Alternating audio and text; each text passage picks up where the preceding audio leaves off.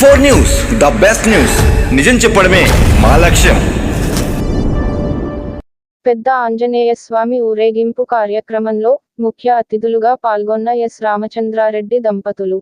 పట్టణంలో శ్రావణ మాసపు చివరి శనివారం తీరుబజారు నందు వెలసిన పెద్ద ఆంజనేయ స్వామికి ప్రత్యేక పూజలు అనంతరం నాయి బ్రాహ్మణుల ఆధ్వర్యంలో ఈ కార్యక్రమానికి కేడిసిసి బ్యాంక్ మాజీ వైస్ చైర్మన్ రామచంద్రారెడ్డి, మాజీ ఎంపీపీ ఎస్ నాగరత్నమ్మ ప్రత్యేక పూజల్లో పాల్గొని పెద్ద ఆంజనేయ స్వామి ఆశీర్వాదాన్ని పొందారు.